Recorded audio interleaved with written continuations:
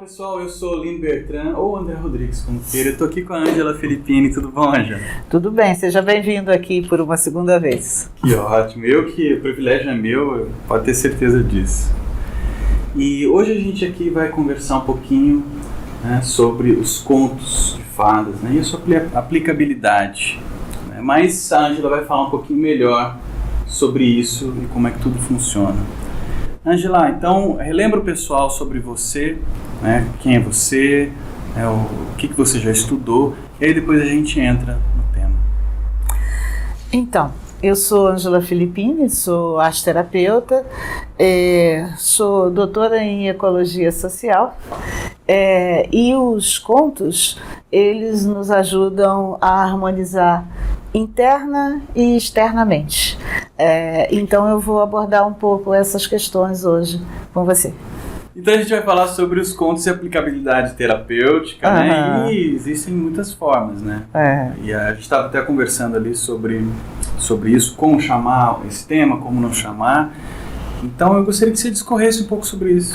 Então, eu vou preferir chamar hoje de a importância dos contos no resgate da ancestralidade, entendendo essa ancestralidade como a nossa própria, né, da nossa subjetividade, do inconsciente pessoal, mas, sobretudo, um resgate também dessa ancestralidade universal, né, e revisitando o tema da jornada heróica, né, que cada vez a gente está precisando aprender mais sobre ela, porque os dias estão ficando mais cheios de agruras, né?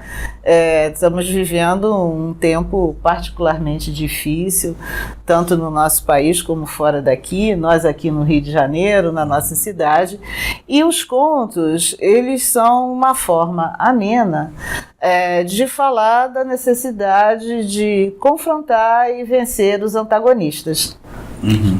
Então também é um pouco essa possibilidade, que é sempre bem-vinda no trabalho terapêutico, de através de determinadas narrativas simbólicas fortalecer as pessoas, né? Reativar os seus núcleos de saúde, informar elas que não é só com elas, dificuldades, peripécias, questões a serem atravessadas, antagonistas a serem vencidos.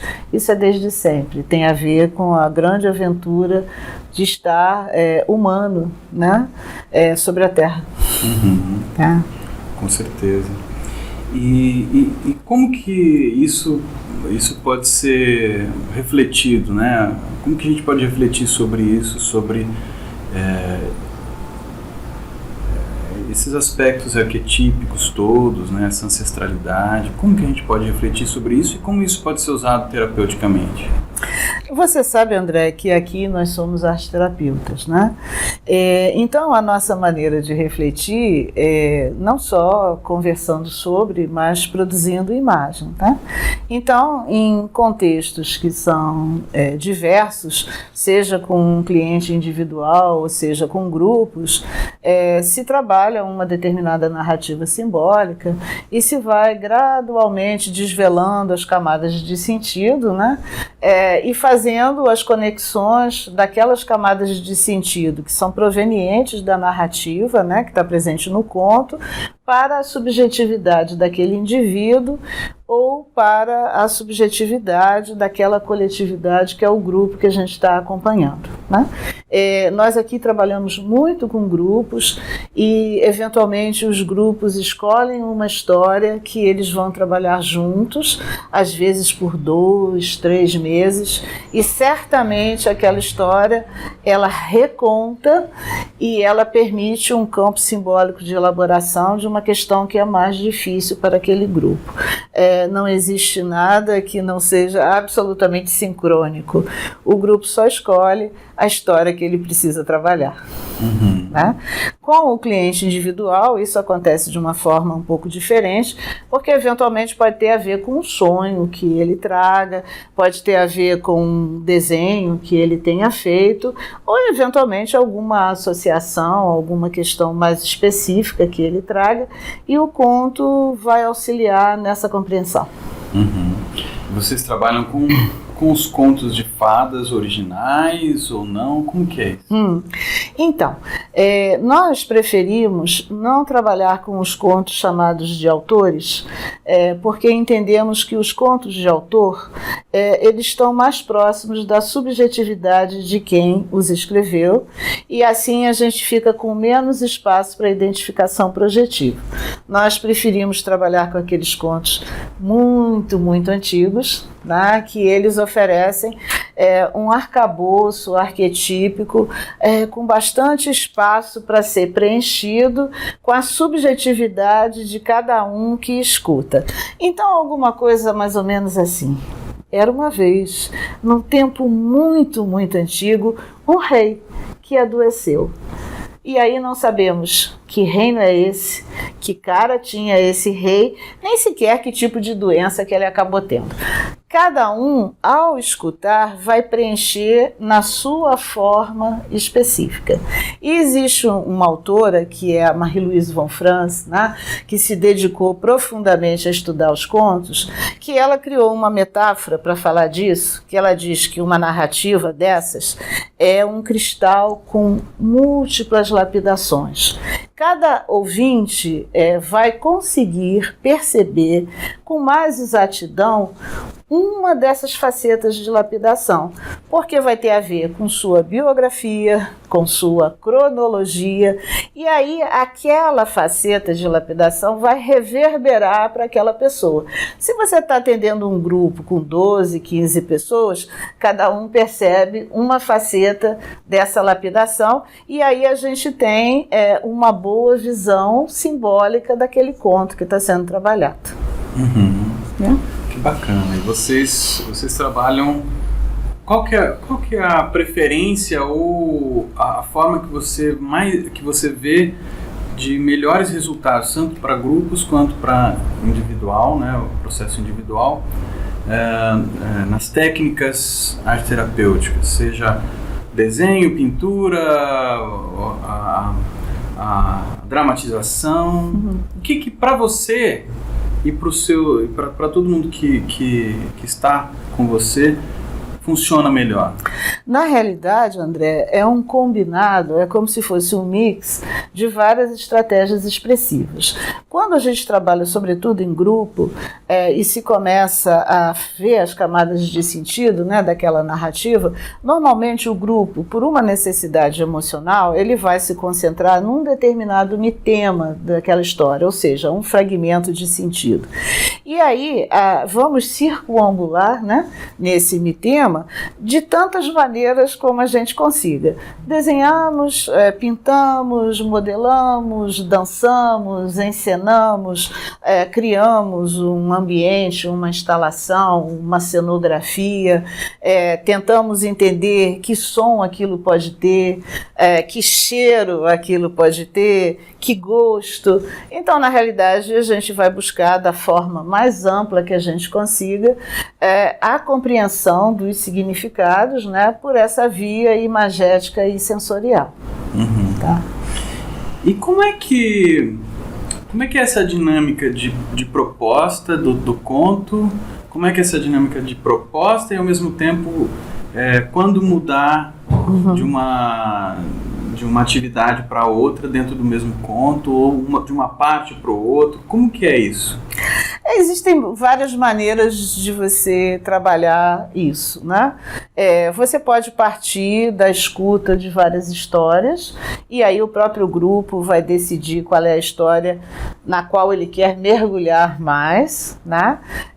Se pode estabelecer consensualmente com o grupo quanto tempo vai se dedicar a esse mergulho, e também vai se observar quando a energia reflui, né? Então, depois que determinados temas eles começam a emergir, eles são trabalhados, o grupo faz as suas associações, né? Traz para si o que sempre foi seu, né? Compreende.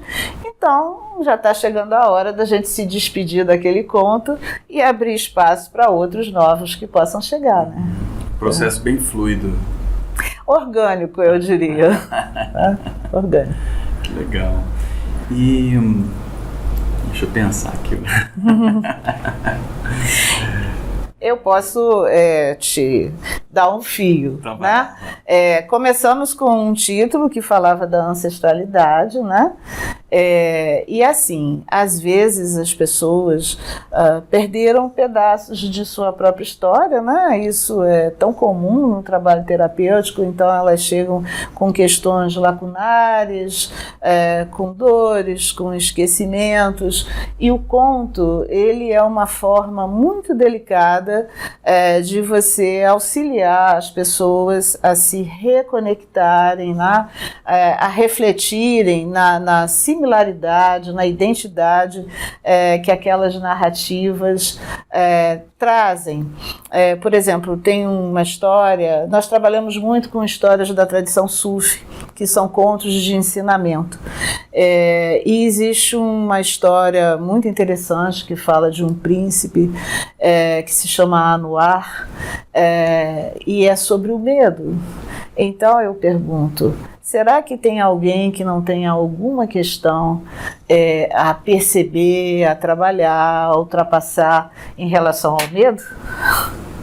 Então essas histórias, elas ajudam, e assim, algumas, como é o caso dessa história, ela vai ajudar a falar de um tema difícil, porque o medo é difícil, mas ela tem uma maneira engraçada de tratar. Então as pessoas vão rindo, vão ouvindo, vão achando engraçado, vão pensando que o príncipe, quem sabe, é um pouco bobo, como assim, que ele ainda não percebeu, mas em algum momento as pessoas podem trazer para si, né? Não é só o príncipe Anwar que ele quer fugir das situações que ele tem medo.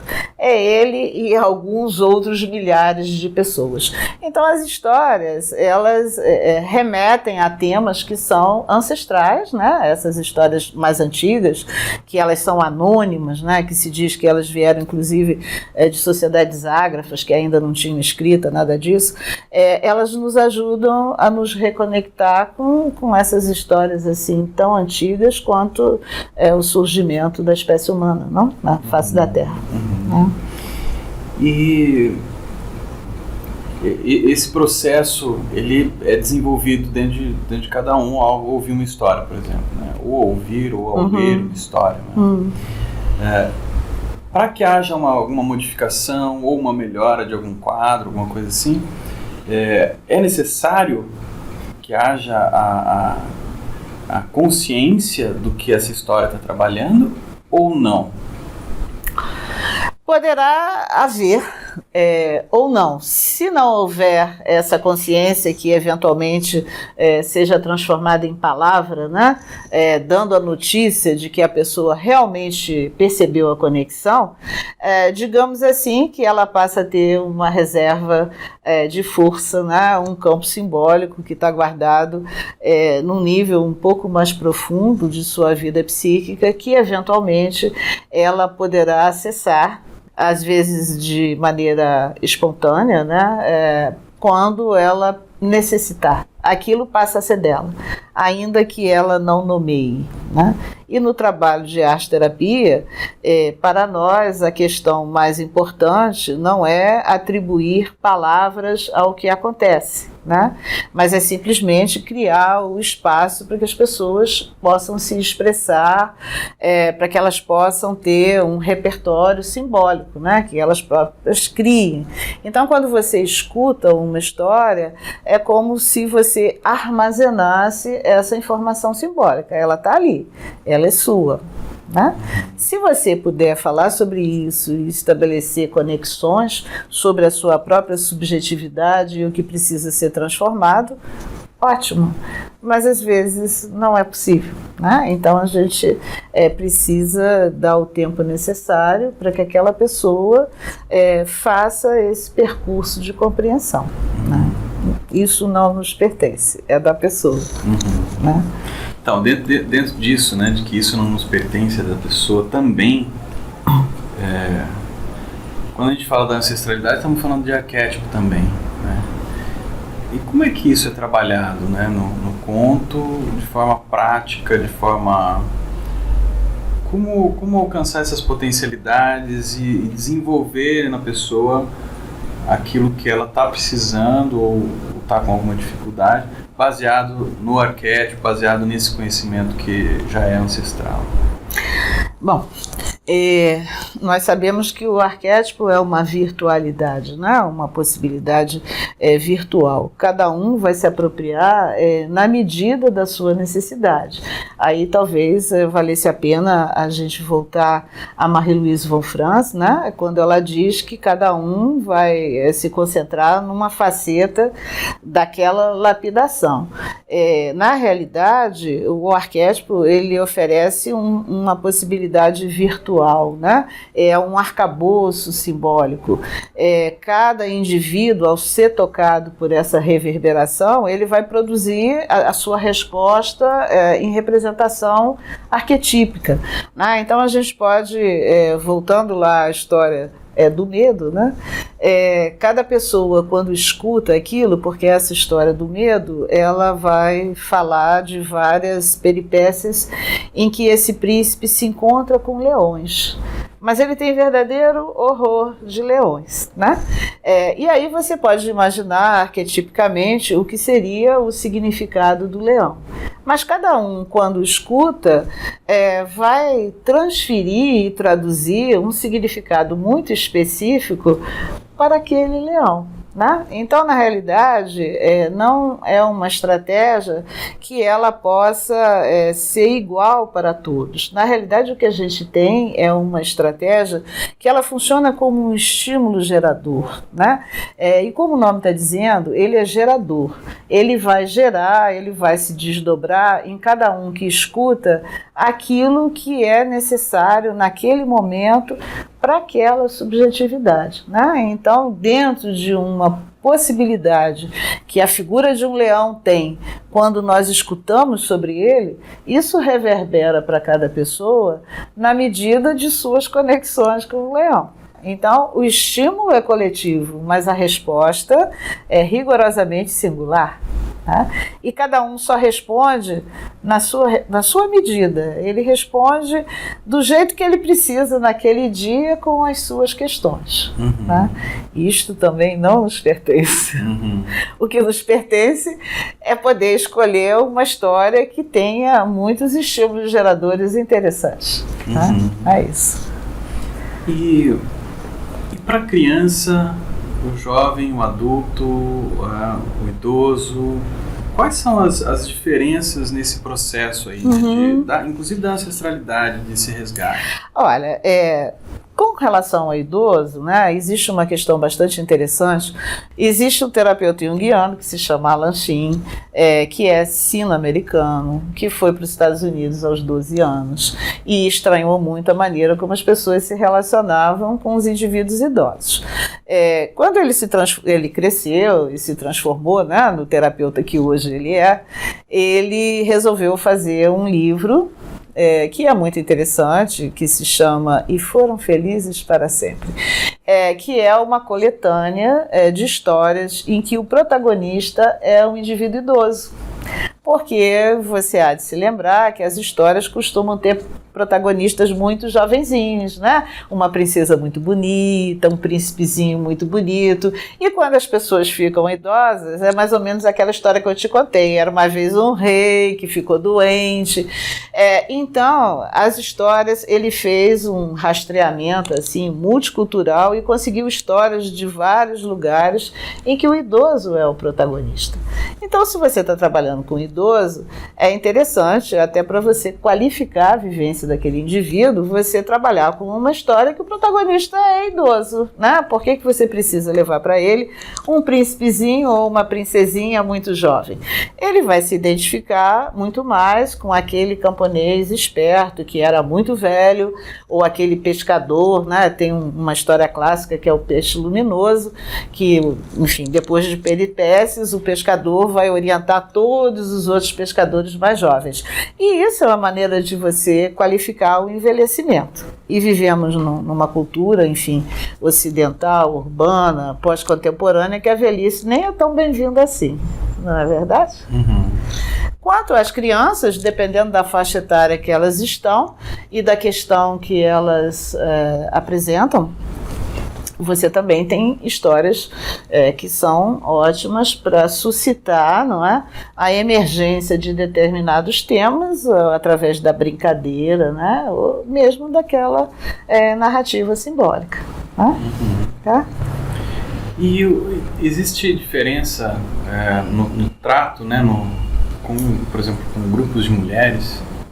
Bom, tem um movimento clássico que certamente você conhece, que existem N grupos de mulheres que estudam, Mulheres que Correm com os Lobos, né? Da Clarice Estes, que ela, nesse livro, ela pega alguns contos clássicos e faz um estudo com abordagem junguiana e faz a conexão com questões do feminino. Mas, assim, voltando ao Alan Shin, que ele tem umas coisas muito interessantes, ele também prestou atenção, né, nessa vida nova dele nos Estados Unidos, que os contos que circulavam no imaginário colocavam a protagonista numa posição, assim, um pouco que ele considerou delicada, né? Digamos, a Branca de Neve deitadinha num caixão de vidro, esperando o príncipe com uma maçã entalada na sua garganta, a Bela Adormecida dormindo naquele castelo cercado de trepadeiras e espinhos esperando o príncipe, a Rapunzel no alto de sua torre, só conseguia sair se ela jogasse as tranças, enfim. E aí ele achou aquilo assim um pouco inusitado, e ele também se dedicou a fazer uma coletânea muito interessante de histórias que se chama Em Busca da Mulher Heróica, em que ele vai colocar a protagonista numa posição ativa. E isso é muito interessante. Ele também fez um rastreamento cultural e escolheu umas tantas histórias que a mulher não está esperando o príncipe para resolver a questão da maçã, nem para se pendurar das tranças, nem para cortar o espinheiro, nem para dar o beijo que vai redimir. É claro que todas essas narrativas têm questões simbólicas muito interessantes, mas o conjunto de histórias que ele escolheu também tem assim um conteúdo simbólico muito, muito legal. Assim, muito... Então a mulher pega o seu cavalo e vai, ela não espera ninguém. Ela vai por si. E em termos de autonomia, e que tanto se fala agora de empoderamento, são histórias interessantes. Né? Ângela, você falou do feminino, né, da mulher, agora contemporânea, e essa questão também da ancestralidade, muitos grupos de mulheres se reunindo, procurando também dentro de si esse resgate. Que os contos e a sua experiência com grupos de mulheres pode contribuir para um amadurecimento desse aspecto, não só para uma busca sem a percepção do que de fato é essa ancestralidade feminina, digamos assim. Olha, André, eu acho que na realidade, para além disso, existe uma primeira questão, antes da gente chegar na ancestralidade feminina, que é a questão de a roda dos humanos, que num círculo eles se colocam para escutar juntos uma narrativa simbólica, né? Porque quando você começou a me perguntar, eu imaginava aqui se você ia me perguntar dos círculos masculinos, porque eles praticamente inexistem no nosso país, e eu tenho acompanhado já há algum tempo companheiros de equipe tentando organizar os círculos dos homens, né? E parece que esse momento de pacificação, de integração, não sei, eu fico com a hipótese que talvez isso em círculos mais do gênero masculino talvez sejam considerados uma coisa menor ou uma perda de tempo, eu não sei, né? E talvez, aí voltamos à questão da ancestralidade feminina, né? Porque se atribui às mulheres um pouco o nascimento do movimento das histórias que supostamente teria surgido em salas de costura, em salas de fiação, em salas de tecelagem, mas na realidade o narrar, ele é humano, né? Nós temos aqui no Rio um excelente contador de histórias, que é o Gregório, e que ele criou um jogo de palavras que é o narrador, ou seja, aquele que é capaz de narrar a sua dor. Então todos nós somos potencialmente narradores, porque não nos faltam dores para narrar. E isso tem a ver com a ancestralidade humana, para além da questão do feminino. O que me parece é que, por alguma razão, as mulheres se apropriaram dessa possibilidade e elas fazem esse círculo acontecer, né? Então existem muitos círculos.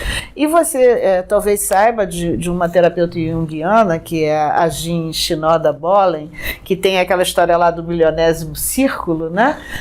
Que ela advoga a ideia de quando se formar o milionésimo círculo de mulheres, a consciência coletiva vai mudar. Aí eu pergunto, mas por que não quando se formar o milionésimo círculo de histórias de qualquer gênero, em que humanos se encontrem pacificamente, harmonicamente, para compartilhar narrativas de narradores?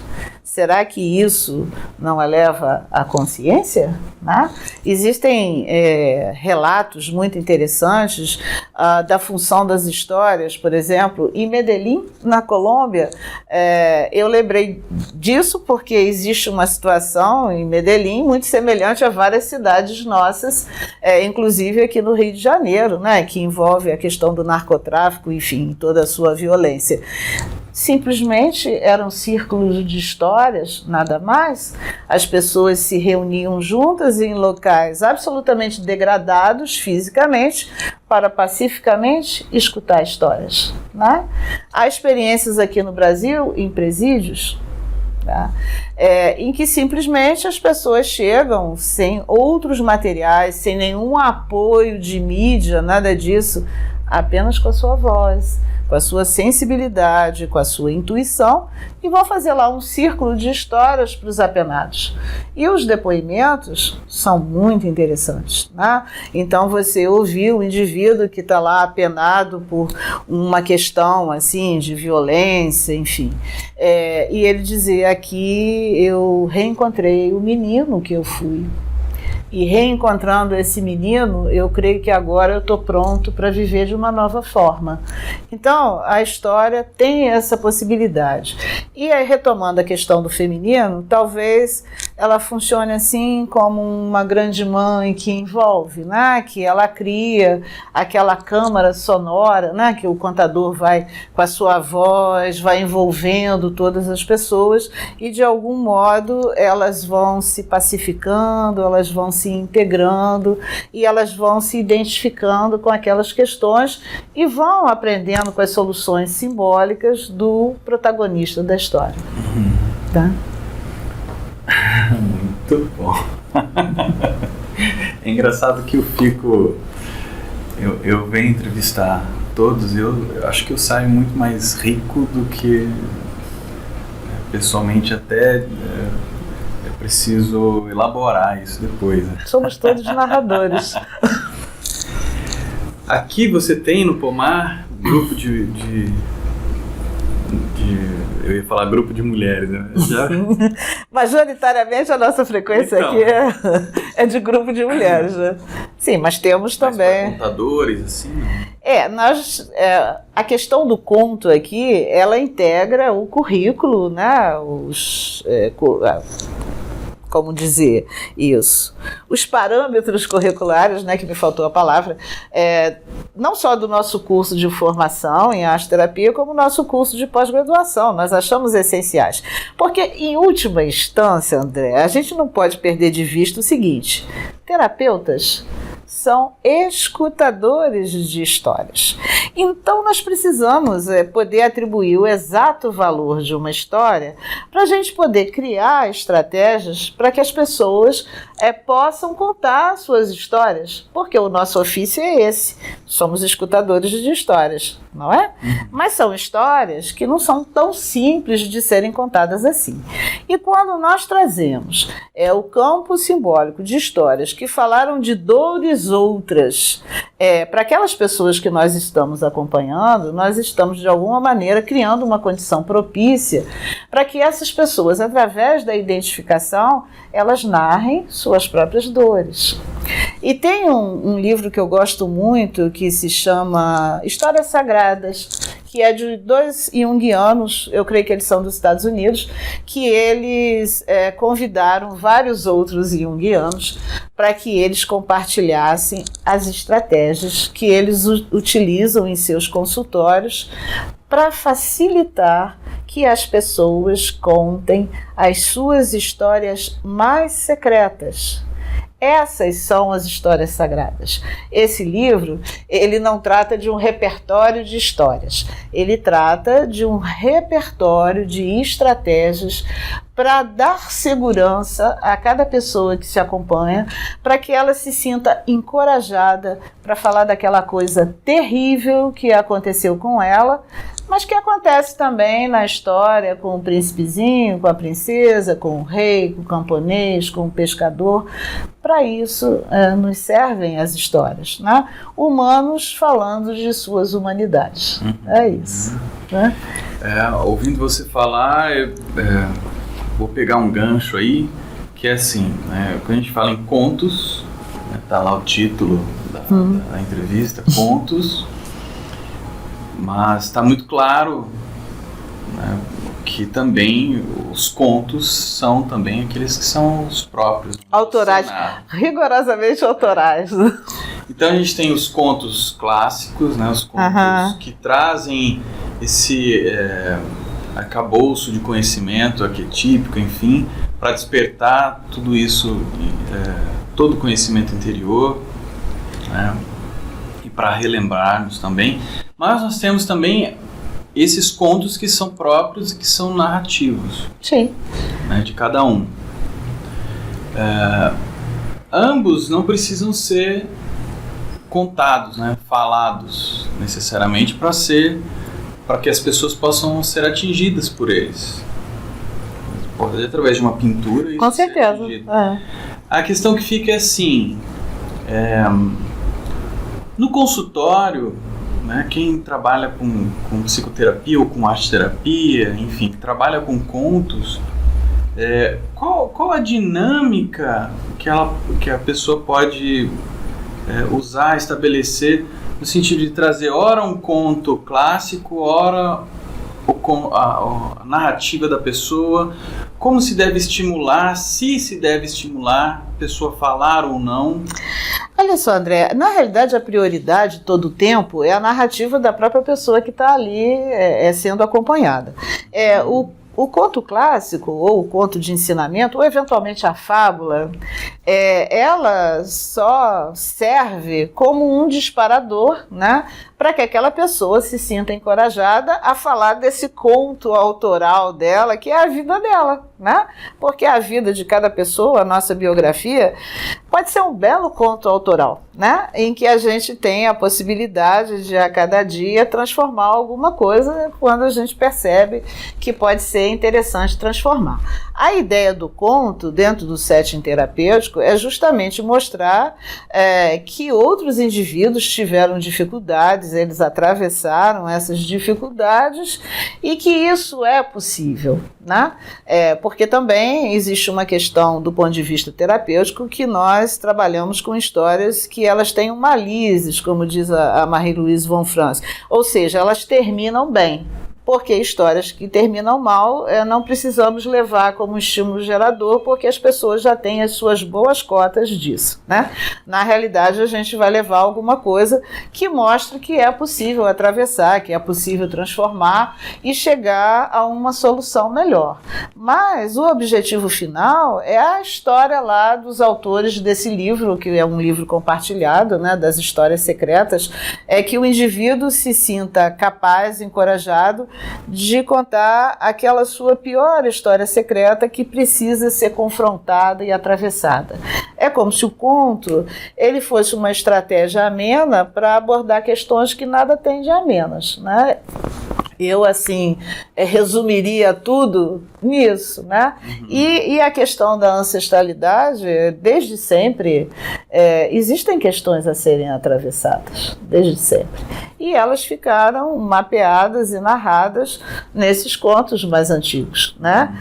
Trazê-los à escuta uma outra vez dar uma oportunidade a que o indivíduo que escuta resgate, relembre e transforme, né? No nosso caso, em arte-terapia, ao final de um processo arte-terapêutico, a gente tem um belíssimo livro ilustrado de cada cliente que vem, porque a sua biografia é uma história incrível que ele narrou através de imagens o tempo que ele permaneceu ali no processo, né? Então temos muitos livros de história, muitos, tá? Que bacana. Ângela, tem muita gente que acompanha o Jung na prática desde o começo, desde 2014 que a gente começou a publicar no site. Boa parte não é psicólogo, boa parte é arte-terapeuta e psicólogo, boa parte é só arte-terapeuta, e muita gente é estudante ou está começando ou na linha da arte-terapia ou de outros processos terapêuticos ou como psicólogo.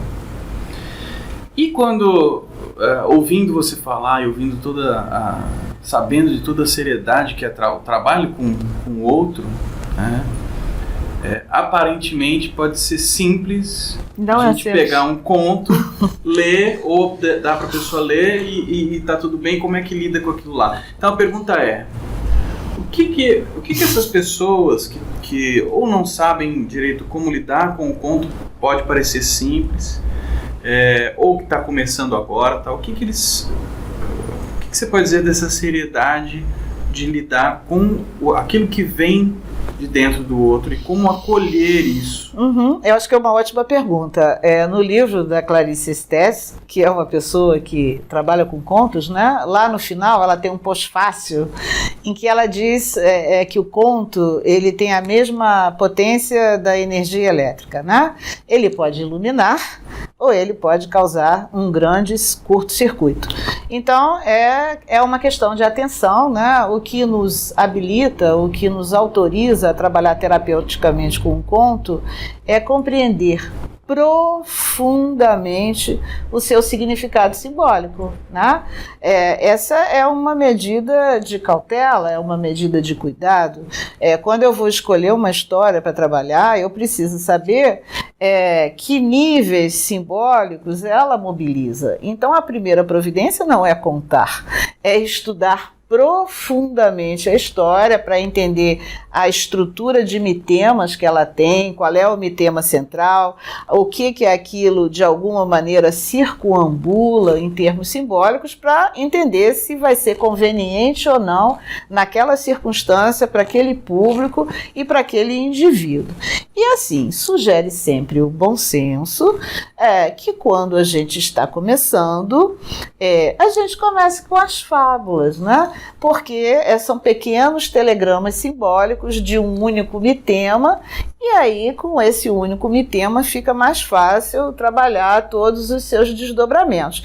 Quando a gente conseguir trabalhar com a gente então pode passar para um conto de ensinamento, que normalmente tem uns 2 ou 4 mitemas, para só depois a gente chegar a um conto clássico, que às vezes tem 20, 30, 40 mitemas, é uma rede de significados, um campo simbólico muito expandido, e que a gente tem que ter cuidado de estar trazendo aqui aquilo para não virar aquela história do aprendiz de feiticeiro, não é? Que é um filme clássico, eu acho que da Disney, não é? Que o Mickey vai mexer lá, coisa, e aí sai aquilo tudo pelas escadas, ele não consegue deter o processo, né?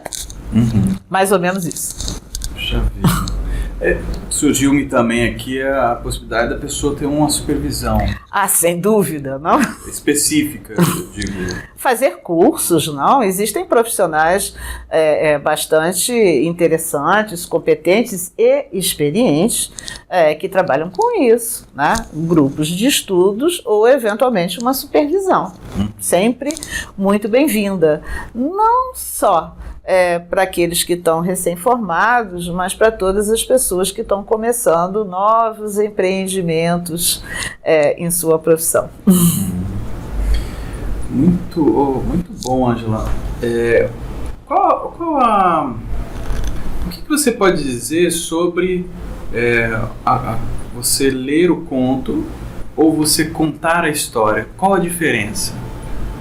Existe o contador de história e existe uma leitura de um conto, por exemplo.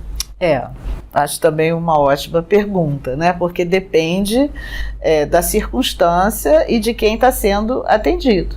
Você tem determinados públicos, por exemplo, crianças menores e indivíduos mais velhos, que você lê a história pode absolutamente não funcionar. As crianças menores, por causa da concentração de atenção, os indivíduos muito mais velhos, por conta de questões de audição e de memória, né? Se você começa a ler uma história muito longa, só baseado no apoio auditivo, em um determinado momento ele pode esquecer do começo, e quando você chegar ao final da narrativa, ele já não tem mais a informação de onde a gente partiu. Como nós trabalhamos com imagem e arte-terapia, o ancoramento com as imagens, de verdade, ele é fundamental, né? E se você escolher um conto por causa de uma questão simbólica específica e ele tem lá um mitema representativo daquela questão simbólica, tudo que você possa lançar a mão para chamar a atenção sobre aquilo, seja o som, seja a cor, seja a forma, seja o cheiro, seja o movimento, são maneiras de você enraizar aquilo para que a pessoa tenha um tempo de estabelecer contato e compreender, né? Principalmente as histórias de primeira escuta, porque quando você ouve na primeira escuta, às vezes alguma coisa se perde. E se você não tiver esses ancoramentos, objetos, né, imagens, uma sonoplastia, uma parte da narrativa se vai.